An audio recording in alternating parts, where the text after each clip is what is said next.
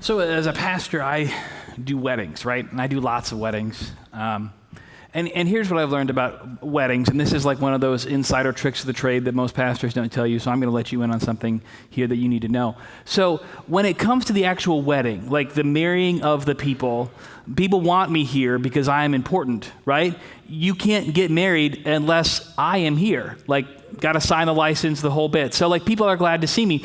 But then when it comes to the reception, okay? So like I go to a wedding reception and I get invited because they want me to say the prayer at the beginning and they feel bad if they don't invite me. So I go and you find the seating chart, right? And you look for your name and it's like Matthew Johnson, table 55. You know, you're like, we're at the end, right? Like this is the overflow seating area. It's not even decorated. Like that's where the pastor sits. Because they're just not sure they want a preacher there, right? Because there's going to be drinking and dancing and frivolity, and preachers are not necessarily known for their fun nature. Like that's not. Now, I'm the exception to this rule, okay? I don't have a lot of marketable skills, but I am fun to be around. And that's like my selling point for me. Fun to be around.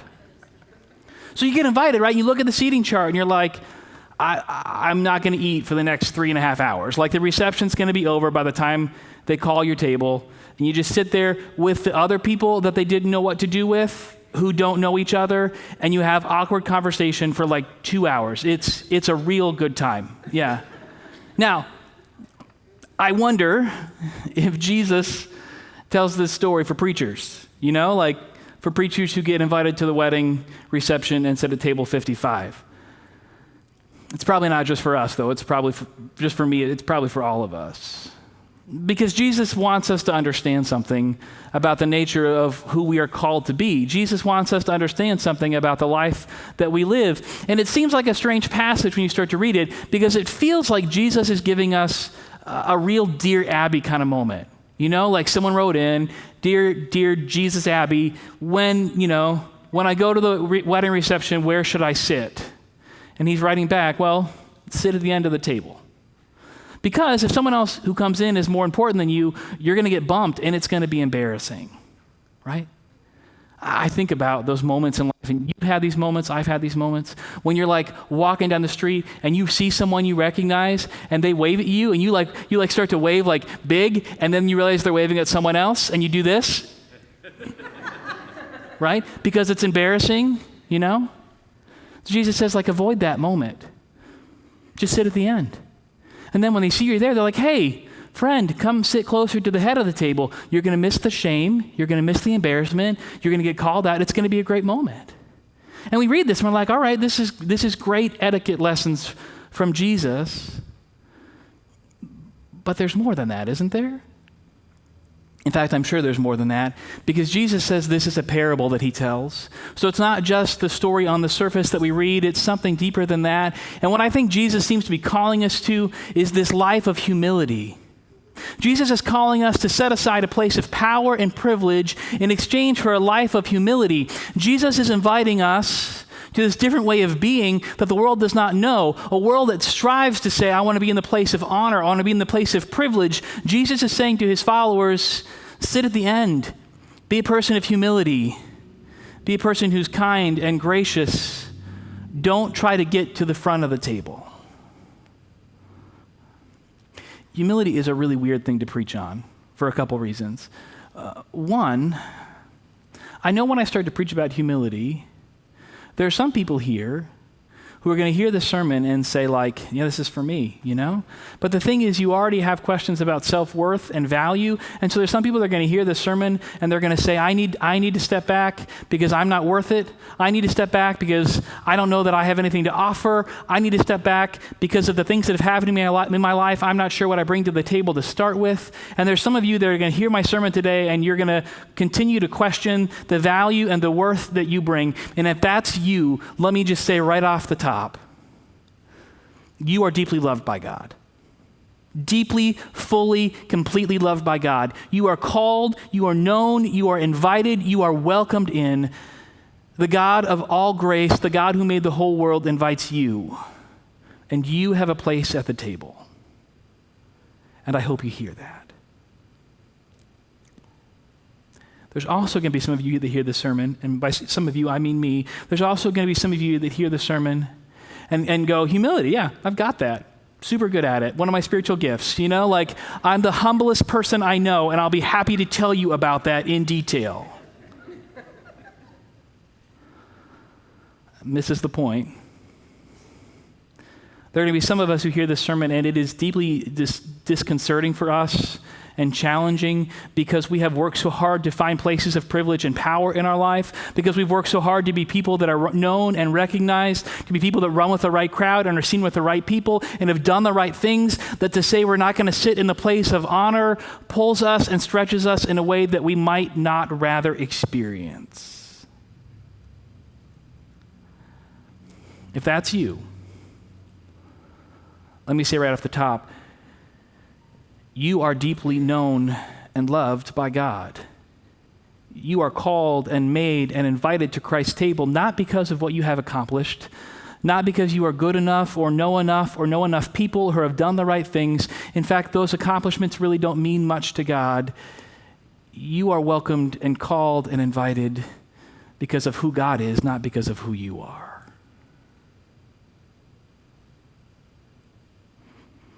It's hard to preach on this passage, too. I kept struggling with it this week because it feels to me like Jesus is encouraging us to this kind of almost false sense of humility, right?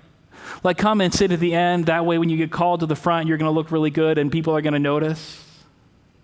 And false humility just doesn't sit right with us, does it? It's this idea of a humble brag, right? Where somebody tries to be humble while they're telling you about all the good stuff that they did or accomplished, but they don't want you to think you're bragging about it.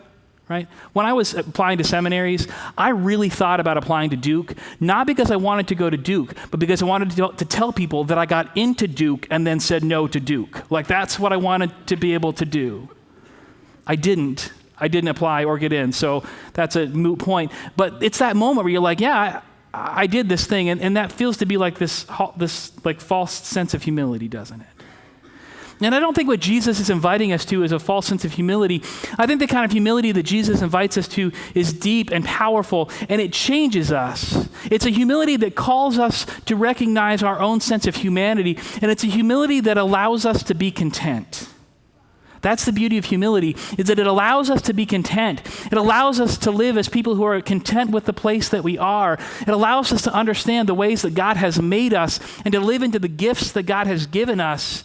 It's a humility that recognizes the work of God in our life, and in doing so, recognizes the work of God in the other.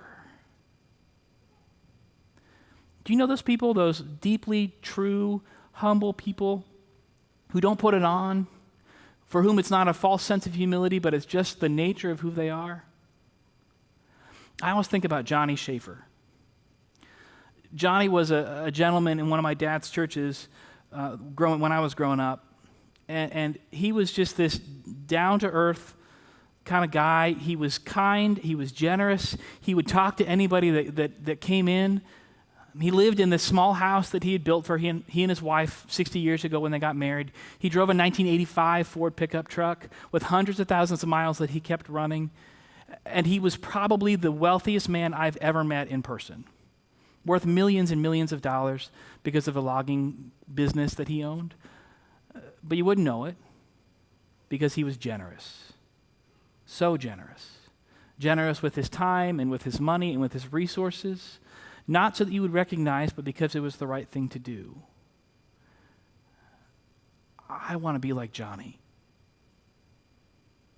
Humble and generous. Gracious and kind. That's the kind of person I want to be when I grow up. Who do you know like that continues to kind of nudge you and call you to be somebody different than you are now? The beauty of this story, the beauty of humility, the beauty of this parable that Jesus puts in front of us is this reminder that we are not the sum of our accomplishments, that we are not the sum of our failures, that we are not anything more than what we are, but we are invited to God's table and given a seat, that we are welcomed and known and loved. That's the beauty of this story. The beauty of humility is that it teaches us this deep sense of contentment. It does so by helping us see the world from the perspective of the other. It gives us a different perspective, right? So if you were to sit at a different spot of the table, you get a different perspective on life. I have a chocolate lab.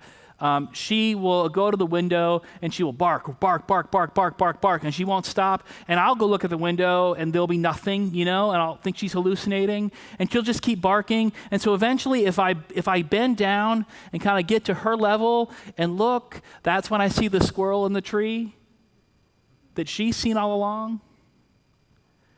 To be people who practice humility, who sit at the end of the table rather than seeking the seats of honor, who put aside our privilege and power for the sake of the other, means that we learn to see things from the perspective of someone else.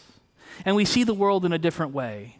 We begin to practice empathy and compassion. We learn what it means to live as someone else. We learn what it means to experience the pain that they've experienced. We understand that everybody's got struggles, everybody's got challenges, and the people that we come in contact with we can be much more gracious with them, can't we?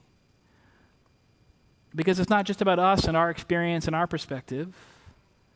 It's not just about us and our humanity, but it puts us in touch with the humanity of the other. What can you do to get a different perspective? What can you do to see people through a different lens than what you've seen before?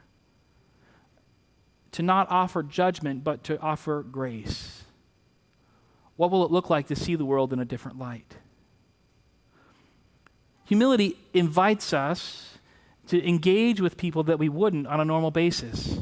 It invites us into the lives of those people that we wouldn't normally sit with. It invites us to tables that we're not used to.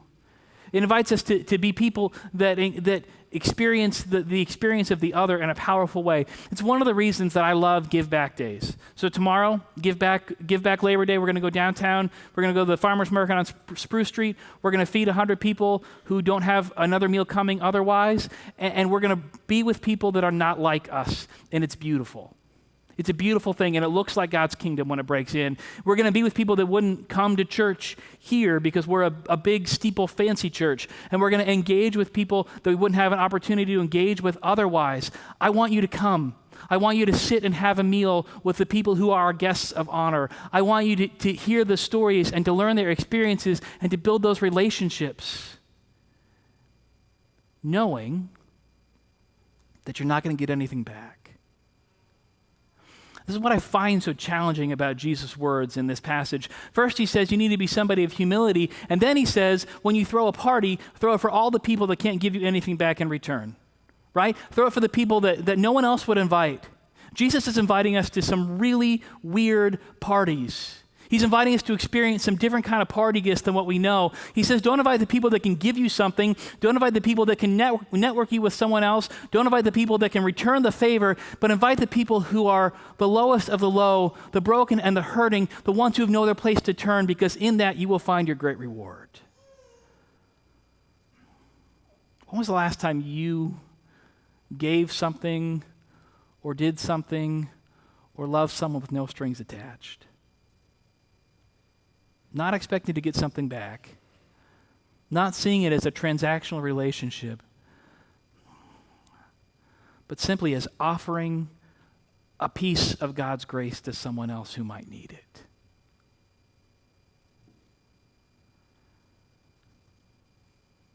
To be people of humility levels the playing field.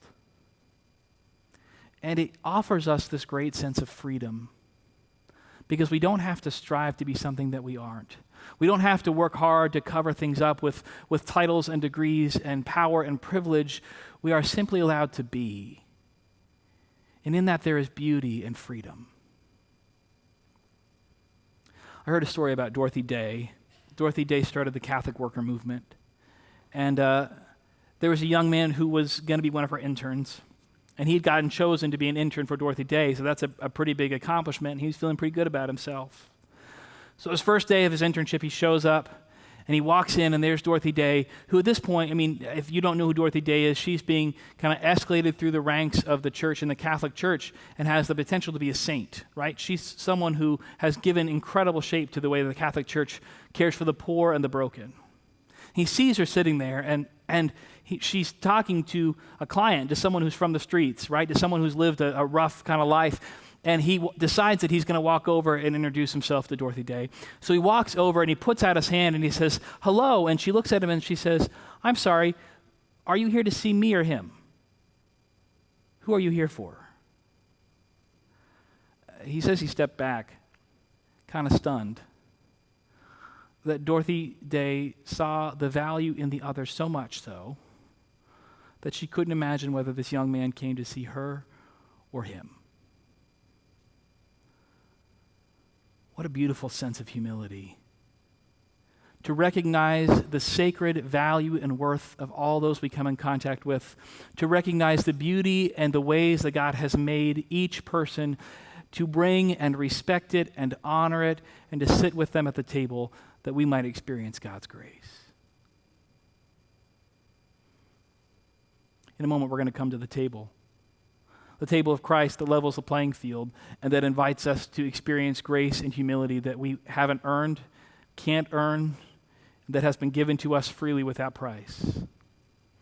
We're going to come not because there's a seat of honor, but because Christ has invited us and welcomed us. We're going to come not because there's a place of privilege, but because there's a table that's big enough for everyone. When you come to the table, may you be filled with humility. May you be set free from your strivings. And may gathering here help you to see the world in a way that maybe you hadn't seen before. You are welcome.